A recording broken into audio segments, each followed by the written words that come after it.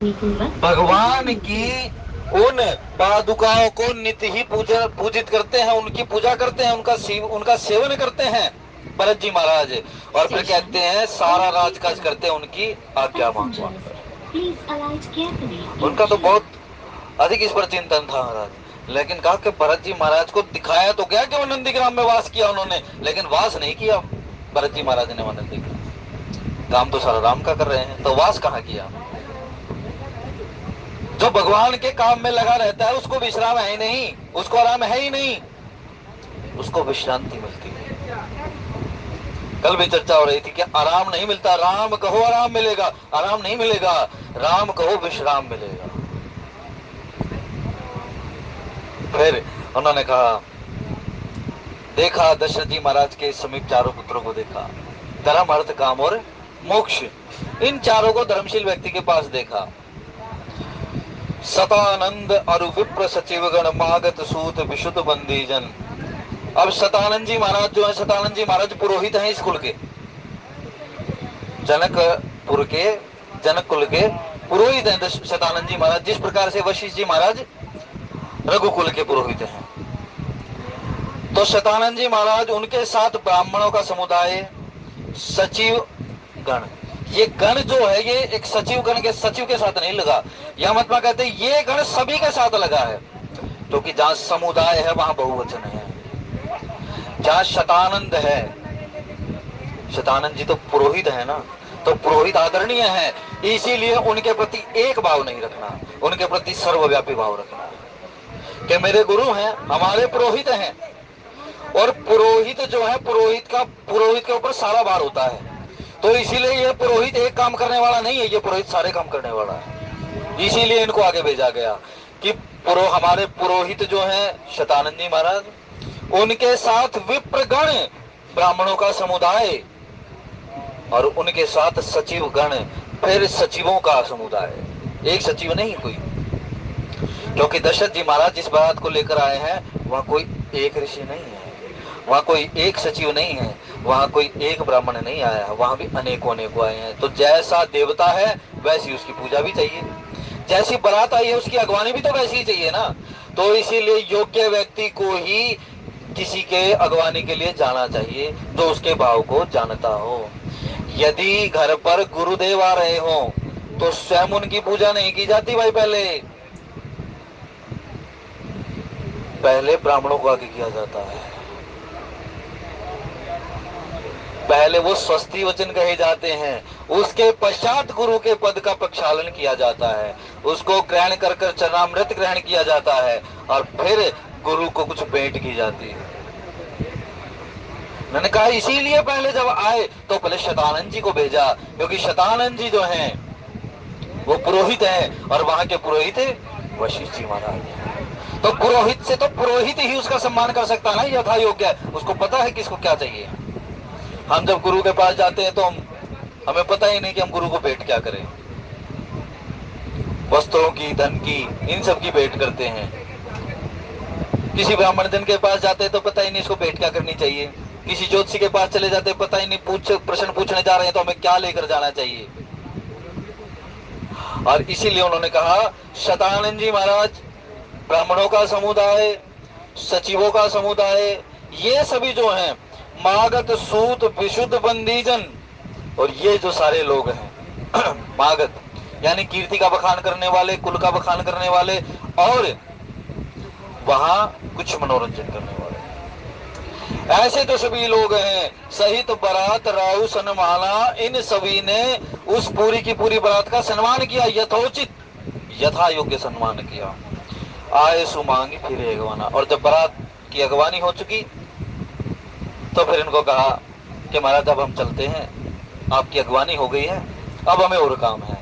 तो उनकी आज्ञा मांगी है और दशरथ जी महाराज की, और दशरथ जी महाराज ने आज्ञा दे दी कि ठीक है आप जाओ। तब ये सारे के सारे अगवानी करके जैसे बारात लेकर चलते हैं ना, तो बारात लेकर वापस अपने भवन को लौटे। प्रथम बारात लगनते आई, काते प्रमोद अधिकाई, ब्रह्मानंद लोग सबल है, बड़ऊ दिवस निशी विधि सन कहे। और जब बारात की अगवानी करने वाले वापस लौट गए तो उन्होंने जाना कि ये बारात तो भाई लगन के दिन से पहले आ गई है, और जब लगन के दिन से पहले आ गई है तो अब क्या करना चाहिए? बोले बारात को वापस नहीं भेजा जा सकता, तो इस बारात का आनंद ही लिया जाए। कई बार हमें कुछ अनअपेक्षित ऐसा प्राप्त हो जाता है जिसकी हमें अभी आकांक्षा नहीं है, या जिसकी हमें अभी लालसा नहीं है, हमने कभी सोचा भी नहीं कि अभी हमें मिल जाएगा। लेकिन जो अनअपेक्षित जब हमें मिल जाता है तो हमें क्या करना चाहिए? हमें उसका आनंद लेना चाहिए। हमें विचलित नहीं हो जाना चाहिए कि भाई ये तो पहले आ गए हैं तो हम होपलेस हो जाएं कि हम क्या करें, अब क्या विचार करना चाहिए। लेकिन यहाँ कहा कोई बात नहीं, बारात आ गई है ना, हमने तो पहले से ही तैयारी कर रखी है। जब बारात वहां से चली थी हमें पता था। अब पता नहीं कुछ किलोमीटर बारात हो तो कह नहीं देते भाई बारात वहां तक आ गई है तो जल्दी जल्दी अपना काम निपटाओ। तो दशरथ जी महाराज की अगवानी के लिए पहले ही जनक जी महाराज ने कह दिया कि बारात ज्यादा दूर नहीं है, इसीलिए सब कुछ सुव्यवस्थित कर दो कि कहीं उस समय पर आकर हमें कुछ ऐसी भूल ना लग जाए। तो कह दिया कोई बात नहीं, आप पहले आ गए हो तो आपका सम्मान पहले होगा, और अच्छा है हमारे लिए। तो हम तो एक दिन सम्मान करते, अब तो हमें बहुत दिन आपका सम्मान करने का अवसर मिलेगा। तो इसको कहते हैं नित नव पूजन, नित नया रस लेने के लिए उस बारात की अगवानी की गई। कहा ठीक है। और कहते ब्रह्मानंद लोग सब लहई बड़हु दिवस निशिबिति सन।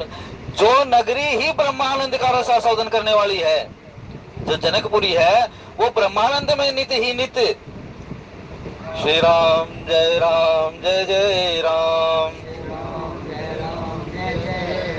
श्री राम जय राम जय जय राम।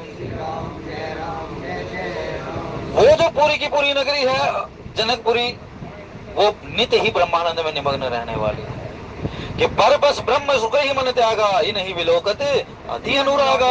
मैं अपने ब्रह्मानंद का भी त्याग कर, और उसके बाद कहीं ब्रह्मानंद का वर्णन भी नहीं आया। इस बारात इस समय तक लेकर कहीं ब्रह्मानंद का दोबारा वर्णन नहीं किया गोस्वामी जी ने। वो ब्रह्मानंद कब दोबारा है? बोले हम तो ब्रह्मानंदी हैं, तो भाई परमात्मा की जब हमने सेवा कर लिया तो हम तो आत्मिक सुख को प्राप्त करते हैं। वो आत्मिक सुख फिर दोबारा मिला इनको। फिर कहा राम सिंह शोभावधि सुकृत अवधि दौराज, जय तह पुरजन कहे यस मिली नर नारी समाज, सियावर राम जय जय राम मेरे राम सिंह शोभावधि। और जब ब्रह्मानंद लिया, जब जाना, जब आत्मा में प्रवेश किया, तब जाना कि राम सिंह शोभावधि के जानकी जी और भगवान राम जो है ये तो शोभा की अवधि है, यानी इनसे अधिक शोभा तो कहीं नहीं है, इनसे अधिक शोभा कहीं नहीं है। वास्तव में जीव अपनी आत्मा में उतर जाता है तो फिर उसको यही आभास रहता है कि इससे बाहर कुछ नहीं है। तो भगवान राम क्या करते हैं? भगवान राम यही करते हैं कि पहले तो जीव को इस शरीर से अंदर की तरफ ले जाने का प्रयास करते हैं कि पहले आप कायिक हैं, आप दैहिक हैं, तो पहले आप देह को ही भोग लो, और जब देह से संतुष्ट हो जाओ तब आत्मा की तरफ चलो। इसीलिए कभी आपको भोग प्राप्त हो रहा हो, यदि आपकी आकांक्षा के अनुरूप आपको कोई वस्तु मिल रही हो तो उसको जबरदस्ती नहीं छोड़ना भाई, उसका भोग कर लेना है, कहने का मतलब। क्यों? इसका कारण महात्मा बताते हैं। यदि भोग सामने है, यदि हमारी आकांक्षा के अनुरूप हमारा भोग सामने है और हम उसका भोग नहीं करते तो कामना का बीज पड़ा रह जाएगा भाई। और जब ये कामना का बीज पड़ा रह जाएगा तो ये भोगना अवश्य पड़ेगा, जब पीछे ही भोगना है। आज अगर उसको भोग लिया जाए तो वो कामना का बीज संतुष्ट हो सकता है, लेकिन कल उसको यदि अंकुरित होने का समय दे दिया तो फिर वो वृक्ष बनने बिना कहीं नहीं जाता है। श्री राम जय जय राम। कहा राम सिंह शोभा अवधि, भगवान राम और माता जानकी जो है ये शोभा की अवधि है, इनसे बाहर शोभा नहीं, कुछ सुहाता नहीं। अब शोभा किस प्रकार से होती है? सब भूषण भूषित वर नारी, बसन ही नहीं सो सुरारी, राम नाम बिनु गिरा न शोहा, देख विचारी त्यागी मद मोहा।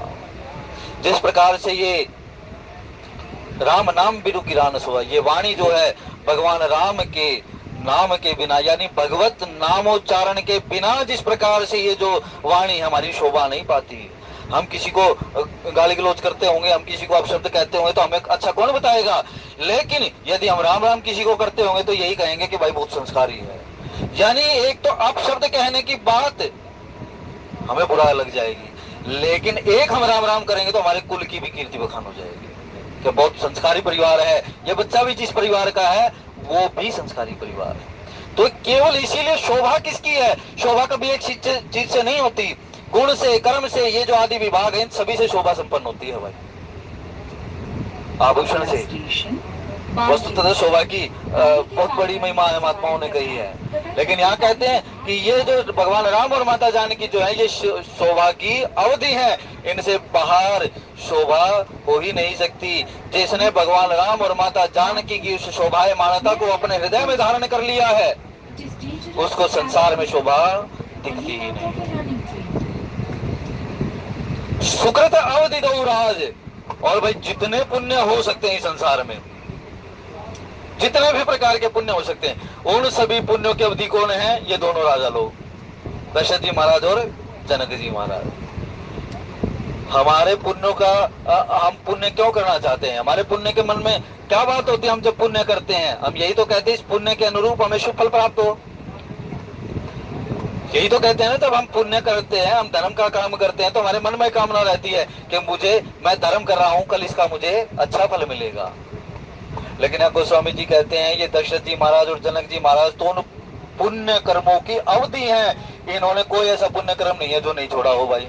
अब संसार में हम तो कहते हैं भाई ना तो कर्म की गति जानी जा सकती और नहीं पुण्य कर्मों की गति जा सकती। कर्म की गति कोई नहीं जानता, लेकिन गोस्वामी जी कहते हैं ईश देई फल हृदय विचार, लेकिन वो परमात्मा है, प्रत्येक कर्म की गति को जानकर देखता है। इसीलिए जिन कर्मों से परमात्मा प्राप्त हो जाए उनके अलावा कोई कर्म जीवन में शेष रहा ही नहीं है भाई। दशरथ जी महाराज ने और जनक जी महाराज ने वो सभी सुकृत किए, वो सभी पुण्य कर्म किए कि जिनका फल भगवान राम और माता जानकी जैसी संतानें हैं। तो इसलिए पुण्य कर्मों को ऐसा जानना चाहिए। जय तह पुरजन कहीं अस मिली नर नारी समाज, और जहां तहां देखो इस नगर के जो लोग हैं वे सभी इकट्ठा होकर और वो बात विचार करते हैं, अस मिली नर नारी समाज, जो स्त्रियां हैं या जो पुरुष हैं उन सभी का समाज इकट्ठा होकर ये बातें कहता है कि इनके समान इस संसार में सुकृतिशाली पुण्यशाली कोई नहीं है। बोले भाई ऐसा क्या काम कर दिया, ऐसा कौन सा पुण्य कर दिया भाई इन्होंने, ऐसा कौन सा पुण्य कर्म कर दिया इन्होंने कि आप कहते हो कि उस कर्म उस पुण्य से बाहर कोई भी चीज नहीं है। बोले अब तुम्हें बताती हैं। वो स्त्रियां कह रही हैं आपस में और वो पुरुष आपस में कह रहे हैं कि अब हम तुम्हें उस पुण्य कर्म का वर्णन करते हैं कि जिस पुण्य कर्म का फल भगवान राम और माता जानकी जैसी संतानें उनको प्राप्त हुई। जनक सुकृत मूर्ति वैदेही, दशरथ सुकृत राम धर देहि, इन सम काउन शिव अवराधे, काउन इन समान फल लादे, मंगल भवनीय मंगल हारी। रोता जी सोना नहीं है। ये वो मुख्य पुण्य कर्म है जो कर लेना चाहिए जीव को। अब देखो आपने कितना पुण्य कर्म कर लिया कि भगवान राम का भी नाम मुख से नहीं निकला है। बड़ी विडंबना है ये कि राम जी के प्रति राम की कथा सुन रहे हैं लेकिन चौपाई में ध्यान नहीं है और राम के नाम में भी ध्यान नहीं है। यहां भी सोना है फिर तो कर ही थे। कुछ शारीरिक अक्षमताएं हो जाती हैं लेकिन हमें प्रयास करना चाहिए भाई, एक सो गया तो दूसरा तो जाग रहा है। यदि सारा समाज सो जाएगा तो फिर जगाएगा कौन? लेकिन यदि 10 में से 2 भी जग रहे हैं तो 2 भी 10 को जगाने का सामर्थ्य रखते हैं, बशर्ते उनका ध्यान भी उसमें हो। श्री राम जय राम, श्री राम जय राम। अब कहा कि जनक सुकृत मूर्ति में दही, जनक जी महाराज ने जो पुण्य कर्म किए हैं उनका फल क्या है? उनका फल है जानकी स्टेशन बादली। अब ये जो जानकी जी हैं कितना पुण्य कर्म करने के पश्चात मिली है। जानकी लक्ष्मी का स्वरूप है, जानकी भक्ति का स्वरूप है, जानकी शोभा का स्वरूप है, जानकी समर्पणता का स्वरूप है, जानकी सेवा का स्वरूप है। तो ऐसे जनक जी महाराज ने भाई क्या क्या कर लिया। एक व्यक्ति कितने कितने पुण्य कर्मों को कर पाया, लेकिन कहते हैं पहले आगे तो सुन लो। पहले तो अभी तो हमने जनक जी महाराज की चर्चा की है, अभी दशरथ जी महाराज की बात भी तो सुनो। उन्होंने क्या चर्चा, उन्होंने क्या पुण्य कर्म नहीं किया भाई। दशरथ सुकृत राम धर देही, और दशरथ जी महाराज के जो पुण्यों का फल है, वो पुण्यों का फल आज शरीर धारण कर कर यहाँ पर आ गया है। हमारे पुण्य कर्म हमने देखे हैं कभी नाचते हुए आगे में? तो क्या हमने अपने पुण्य कर्मों को कभी ये देखा है कि वो हमारे शरीर के आगे शरीर धारण कर कर हमारे सामने खड़े हो? नहीं देखे। लेकिन जनक जी महाराज और दशरथ जी महाराज ने देखा, और इनका वर्णन कौन कर रहा है? जनकपुर के वासी, जिन्होंने पुण्य कर्मों का फल देह रूप में पाया, उनको अभी तक आवाज नहीं है। लेकिन जिन्होंने उन पुण्य कर्मों के फल के साथ पुण्य कर्मियों को देखा है, उन्होंने इसको पहचान लिया। तो इसीलिए जो इस कथा को करते हैं उनको इतना चतुर होना चाहिए। चतुर का मतलब ये नहीं है कि भाई वो वचनों की रचना बनाकर इतना कुछ कह दे। ते एहि ताल चतुर रखवारे, जे गाँव यह चरित्र संभाले। इन चरित्रों को गाना बड़ा संभाल कर गाना है। तो उन्होंने कहा, जब उन्होंने चरित्र गाया, वहां चरित्र कैसे गाया? दशरथ जी महाराज ने भगवान राम के दर्शन किए, अपने पुत्रों के दर्शन किए, पुत्रों ने अपने पिता के दर्शन किए, दृढ़ालिंगन हुआ, दंडवत हुआ, मिलन हुआ, और उसके पश्चात वो गान कहां से निकला? वो गान निकला जनकपुर के वासियों के मुख से। आपके कर्म इतने शुद्ध हो जाएं, इतने विमल हो जाएं, इतनी निर्मल हमारी गतिविधि, हमारी क्रियाएं हो जाएं कि संसार को वो गाने पर मजबूर होना पड़े। अब पुण्य कर्म करो दिखाने के लिए थोड़ी करो। मनु शत्रुपा ने दिखाने के लिए वो थोड़ी करी थी तपस्या। लेकिन कहा, चाहो तुम समान सुत, तुम्हारे समान पुत्र चाहता, बोले मेरे समान तो कोई नहीं है, और जिसके समान कोई नहीं है तो पुण्य कर्म उससे बाहर कहां जा सकते हैं। इसीलिए जो मुख्य पुण्य का फल देने वाला है, उसी को उससे मांग लो ना, उसी को उससे मांग लो। क्योंकि भाई देखो, अब इसका उत्तर दे देंगे ये सारी बातें कि पुण्य की अवधि कहाँ समाप्त हुई, पुण्य की सीमा कहाँ है। पुण्यों की अंतिम सीमा या पुण्यों का परिकाष्ठा है, उसको फल रूप में प्रदान करने वाला कौन है? आज गोस्वामी जी इसका बड़ा सुंदर उत्तर दे देंगे कि जनक जी महाराज के पुण्य कर्मों का फल जानकी जी हैं, दशरथ जी महाराज के पुण्यों का फल भगवान राम है, जो नर तन धारण करके मानुषी देह धारण करके उनके सामने उपस्थित है। लेकिन ये पुण्य कर्म हमें कब दिखते हैं? इन सम काहू न शिव अवराधे, काहू न इन समान फल लादे। मंगल भवन अमंगल हारी, गवऊ सो दशरथ अजिर बिहारी। अब ये जो पुण्यों का कर्म फल मिला इनको संतान रूप में, देह रूप में, तो इसको देने वाला कौन है? इसको देने वाले इन सम काहुन शिव अवराधे, इनको देने वाले भगवान शंकर हैं। मानो कि कह देते हो इनको ये फल प्रदान हुआ है, तो प्रदान कब हुआ है? और किसी का नाम नहीं लिया यहाँ पर, और किसी क्रिया का नाम नहीं लिया, लेकिन कहा ये पुण्य है, ये पुण्य कर्मी है, इनके पुण्य कर्मों का फल क्या है? ये दोनों शरीर रूप में धारण किए हुए हैं, मानो के दर्शन हो रहे हैं। हमने कर्म किया, उस कर्म के फल का हमें दर्शन हुआ, लेकिन दर्शन देने वाला कौन है? भगवान शंकर की आराधना है। इसीलिए यदि भगवान, मानो के गोस्वामी जी ये संकेत दे देते होंगे, यदि सीताराम जी का दर्शन करना है तो भगवान शंकर की शरण ग्रहण करनी ही होगी। हरे राम राम राम सीता राम राम राम, हरे राम राम राम सीता राम, हरे राम राम राम सीता राम राम राम, हरे राम राम राम राम, हरे राम राम राम सीता राम राम राम। कहते इसीलिए जितने भी पुण्य कर्म करो भाई, उन सभी में भगवान शंकर के दर्शन करो। भगवान शंकर की पूजा से श्रेष्ठ कोई पुण्य कर्म नहीं है संसार में। जो तप करे कुंवारी तुम्हारी, भावी उमेट सकहि त्रिपुरा। जो इस संसार में लिखा भी नहीं है ना कर्म में, भगवान शंकर वो भी कर देने वाले हैं। इसीलिए, नहीं तो भगवान को भगवान से कौन मान सकता है? लेकिन कहा कि महाराज भगवान शंकर की आराधना करी। भगवान राम के चरणों में, भगवान श्री कृष्ण के चरणों में, उस ज्योति स्वरूप, उस परम सच्चिदानंद के चरणों में जिसने भी भक्ति पाई है उसको प्रदान करने वाले केवल और केवल भगवान शंकर है। दूसरा इस संसार में भगवान की भक्ति कोई नहीं प्राप्त कर सकता भाई। इन समान फल ला दे। और देखो, इन्होंने भगवान शंकर की पूजा करी और उस पूजा का फल क्या हुआ? किसी ने नहीं पाया उसका फल। उसका फल, भगवान शंकर की पूजा तो करोड़ों करोड़ों लोग करते हैं संसार में।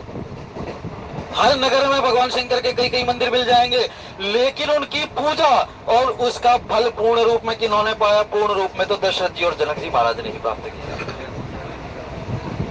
फिर कहा, इन सम को न भयऊ जग माही, इनके समान दूसरा संसार में कोई नहीं हुआ। अब विचार कर कर देखें, इनसे पहले भगवान के जितने अवतार हुए हैं उनके माता पिता कौन कौन रहेंगे? विचारणीय है ये तत्व।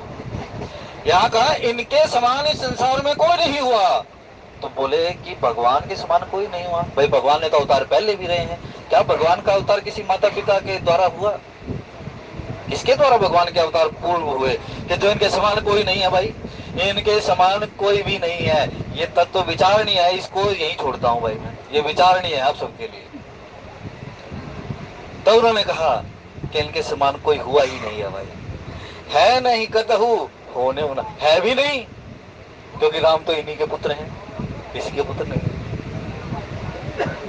फिर उन्होंने कहा और होने होना ही, और होगा भी नहीं कोई। अवतार तो कृष्ण जी का भी होगा, लेकिन इन दोनों के समान क्या नंद जी भी नहीं होंगे? क्या वो वृषभानु भी नहीं होंगे? कहा इसका तो महात्मा ही कुछ और वर्णन करते हैं भाई। हम सब सकल सुकृत के राशि। अब तीन जगह की वर्णन, तीन जगह की चर्चा की, कोई हुआ नहीं, है नहीं और कोई होगा भी नहीं, यानी तीनों कालों की चर्चा उन सभी ने की। तो कहते हैं कमाल करते हो आप, क्या आपने भविष्य, भूत और वर्तमान तीनों में चर्चा कर दी, क्या कोई नहीं हुआ? बोले वास्तव में कोई नहीं हुआ। और कह देते हैं कि जब हम तीनों कालों की चर्चा करते हैं तो तीनों कालों में अपनी उपस्थिति देखनी चाहिए। पहले कोई था नहीं, तो भाई हमने तीनों कालों की चर्चा की तो हमें अपनी भी उपस्थिति देखनी चाहिए ना, कि हम उन तीनों कालों के अनुरूप हैं भी या नहीं है। बोले क्यों? ये हम सब सकल सुकृत के राशि, हम सब सकल सुकृत के, यानी हम जितने लोग हैं जनकपुर के, सकल सुकृत के राशि। अरे सकल सुकृतों का फल है भगवान राम और जानकी जी का दर्शन, और सकल सुकृतों को करने वाले हैं जनक और दशरथ। दशरथ, जनक, राम और जानकी एक पुण्य, वो सकल प्रकार के कर्म करने वाले हैं, पुण्य कर्म करने वाले, और उन सकल प्रकार के पुण्य कर्मों का फल जहां राम और जानकी है, लेकिन उन सब के फलों का प्रदान करने वाले कौन है? भगवान शंकर है बीच में। तपस्या जीव करता है, तपस्या के आगे होता है ईश, ईश के अधीन होता है फल, और फल के अधीन होता है अनुभव। तो इन्होंने कहा हम सब सकल सुकृत के राशि। उन्होंने तप किया, उन्होंने फल दिया, ये फल इन्होंने दर्शन किया, लेकिन इसके पश्चात अनुभव कौन कर रहा है? इसका अनुभव हम कर रहे हैं। इसीलिए हम वो जितना घूम घाम कर तपस्या का जो चक्र चलाया, जो फल रूप में प्रदर्शित हुआ, उसका अनुभव किसे मिला? बैठे बिठाए हमें मिल गया। श्री राम, जय राम। इसीलिए ऐसे व्यक्ति की शरण हो जाओ जो भगवान के प्रति समर्पित हो, और वो किसी भी मार्ग का मार्गी हो सकता है भाई। भगवान के प्रति समर्पणता हो जिस व्यक्ति की, उसकी शरण में हो जाओ, तो उसके जो सुकृत होंगे, उसके जो सुकृतों का फल होगा, उसके जो इष्ट की कृपा होगी, वो आपको बिना कुछ किए मिल जाएगी। केवल उसकी सेवा, उसके सानिध्य में रहो ना। जनकपुर वासी क्या करते थे? केवल सानिध्य में रहते ही तो थे, उन्होंने कौन सा राज किया था? लेकिन कहा हम सब सकल सुकृत के राशि, हम सब जो है सभी प्रकार के फलों की आज राशि हो गए हैं, सभी प्रकार के पुण्य फलों की राशि हो गए हैं। बोले राशि कैसे हो गए?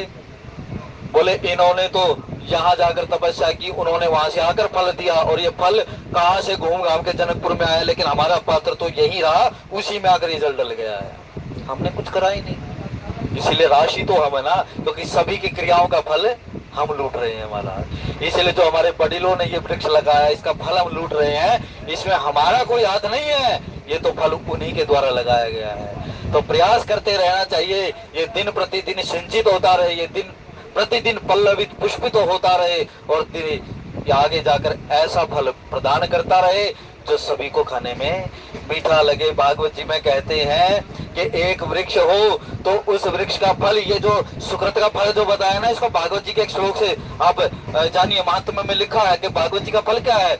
उन्होंने कहा जिस प्रकार से एक वृक्ष होता है आमूल आग्रह, जिस प्रकार से आम का कोई वृक्ष हो, लेकिन उस वृक्ष के जड़ से लेकर और ऊपर शिखा तक, पत्ते पत्ते तक में उसका फल समाहित रहता है, लेकिन कोई व्यक्ति उसकी लकड़ी नहीं खा सकता, कोई व्यक्ति उसका पत्ता नहीं खा सकता। खाता क्या है, उस पूरे के पूरे आम्र को सिंचित करते हुए जो फल रूप में उसका रस समाहित हो जाता है, उसका भक्षण करते हैं। इसीलिए जो बड़िल हैं, जो भगवान के शरणागत हैं, जो भगवान का भजन करने वाले जो लोग हैं, उन्होंने ये वृक्ष लगाया है, ईश ने वो फल दिया है, वो फल भगवान की शरणागति है, और उसका अनुभव हमें करना है। श्री राम जय जय राम।